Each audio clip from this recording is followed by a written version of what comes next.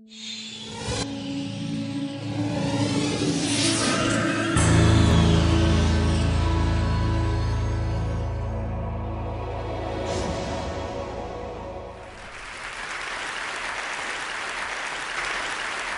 as long as I can remember, I have felt a very deep connection to animals and to the ocean.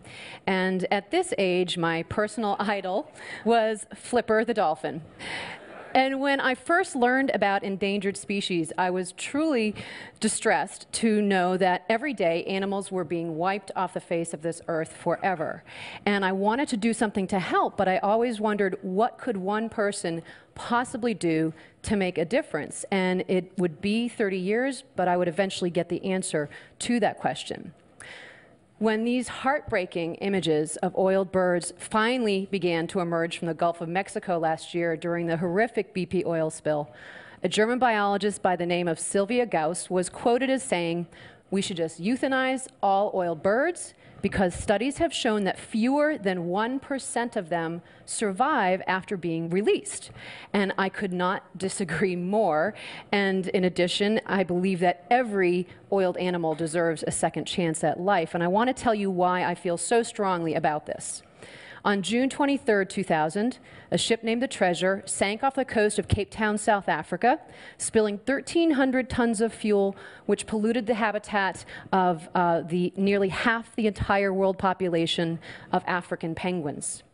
Now, the ship sank between Robben Island to the south and Dawson Island to the north, and these are two of the penguins' main breeding islands. And exactly 6 years and 3 days earlier, on June 20th, 1994, a ship named the Apollo C sank near Dawson Island, oiling 10,000 penguins, half of which died. Now, when the Treasure sank in 2000, it was the height of the best breeding season scientists had ever recorded for the African penguin, which at the time was listed as a threatened species, and soon nearly 20,000 penguins were covered with this toxic oil. And the local seabird rescue center named Sandcob immediately launched a massive rescue operation, and this soon would become the largest animal rescue ever undertaken. Now, at the time, I was working down the street. I was a penguin aquarist at the New England Aquarium, and exactly 11 years ago yesterday, the phone rang in the penguin office. And with that call, my life would change forever. It was Estelle Vandermeer calling from Sandcob saying, "Please come help. We have thousands of oiled penguins and thousands of willing but completely inexperienced volunteers, and we need penguin experts to come train and supervise them." So 2 days later, I was on a plane headed for Cape Town with a team of penguin specialists. And the scene inside of this building was devastating and surreal. In fact, many people compared it to a war zone. And last week, a 10-year-old girl asked me, "What did it feel like when you first walked into that building and saw so many oiled penguins?" And this is what happened. I was instantly transported back to that moment in time. Penguins are very vocal birds and really, really noisy. And so I expected to walk into this building and be met with this cacophony of honking and braying and squawking. But instead, when we stepped through those doors and into the building, it was eerily silent. So it was very clear these were stressed, sick, traumatized birds.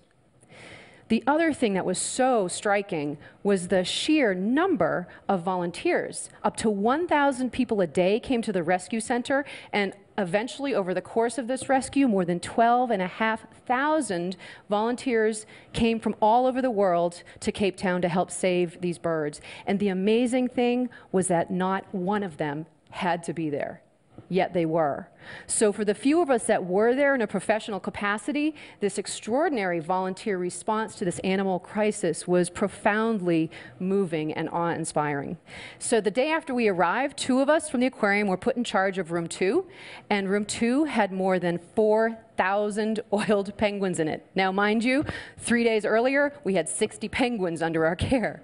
So we were definitely overwhelmed and just a bit terrified. At least I was. Personally, I really didn't know if I was capable of handling such a monstrous task. And collectively, we really didn't know if we could pull this off, because we all knew that just 6 years earlier, half as many penguins had been oiled and rescued, and only half of them had survived. So would it be humanly possible to save this many oiled penguins? We just did not know. But what gave us hope were these incredibly dedicated and brave volunteers, 3 of whom here are force-feeding penguins. And you may notice they're wearing very thick gloves. And what you should know about African penguins is that they have razor-sharp beaks. And before long, our bodies were covered head to toe with these nasty wounds inflicted by the terrified penguins. Now, the day after we arrived, a new crisis began to unfold. The oil slick was now moving north towards Dyan Island, and the rescuers despaired because they knew if the oil hit, it would not be possible to rescue any more oiled birds, and there really were no good solutions. But then finally, one of the researchers threw out this crazy idea. He said, okay, why don't we try and collect the birds at the greatest risk of getting oiled? They collected 20,000, and we'll ship them 500 miles up the coast to Port Elizabeth in these open-air trucks and release them into the clean waters there and let them swim back home. So... So 3 of those penguins, Peter, Pamela, and Percy, wore satellite tags, and the researchers crossed their fingers and hoped that by the time they got back home, the oil would be cleaned up from their islands. And luckily, the day they arrived, it was. So it had been a huge gamble, but it had paid off. And so they know now that they can use the strategy in future oil spills. So in wildlife rescue, as in life, we learn from each previous experience, and we learn from both our successes and our failures.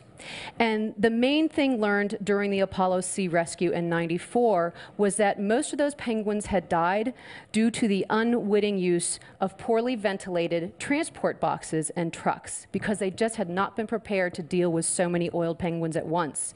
So in these 6 years between these 2 oil spills, they'd built thousands of these well-ventilated boxes, and as a result, during the treasure rescue, just 160 penguins died during the transport process, as opposed to 5,000.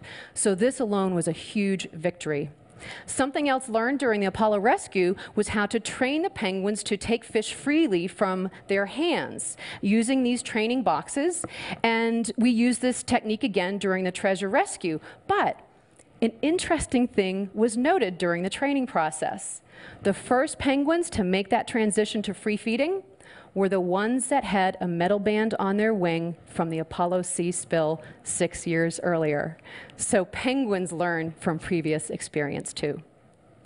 So all of those penguins had to have the oil meticulously cleaned from their bodies, and it would take 2 people at least an hour just to clean 1 penguin. And when you clean a penguin, you first have to spray it with a degreaser. And this brings me to my favorite story from the treasure rescue. About a year prior to this oil spill, a 17-year-old student had invented a degreaser. And they'd been using it at Sand Cobb with great success, so they began using it during the treasure rescue. But partway through, they ran out. So in a panic, Estelle from Sand Cobb called the student and said, please, you have to make more. So he raced to the lab and made enough to clean the rest of the birds. So I just think it is the coolest thing that a teenager invented a product that helped save the lives of thousands of animals. So what happened to those 20,000 oiled penguins, and was Sylvia Gauss right? Should we routinely euthanize all oiled birds because most of them are going to die anyway? Well, she could not be more wrong. After 500,000 hours of grueling volunteer labor, more than 90% of those oiled penguins were successfully returned to the wild. And we know from follow-up studies that they have lived just as long as never-oiled penguins and bred nearly as successfully.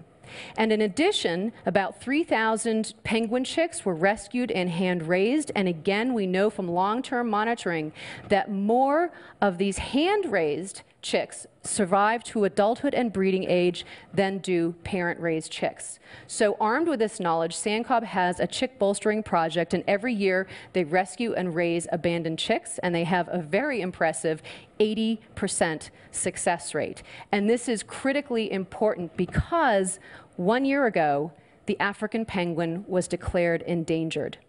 And they could be extinct in less than 10 years if we don't do something now to protect them. So what did I learn from this intense and unforgettable experience? Personally, I learned that I am capable of handling so much more than I ever dreamed possible. And I learned that one person can make a huge difference. Just look at that 17-year-old. And when we come together and work as one, we can achieve extraordinary things. And truly, to be a part of something so much larger than yourself is the most rewarding experience you can possibly have. So I'd like to leave you with one final thought and a challenge, if you will. My mission as the Penguin Lady is to raise awareness and funding to protect penguins. But why should any of you care about penguins? Well, you should care because they're an indicator species. And simply put, if penguins are dying, it means our oceans are dying. And we ultimately will be affected because, as Sylvia Earle says, the oceans are our life support system. And the two main threats to penguins today are overfishing and global warming. And these are two things that each one of us actually has the power to do something about. So if we each do our part, together we can make a difference and we can help keep penguins from going extinct. Humans have always been the greatest threat to penguins, but we are now their only hope. Thank you.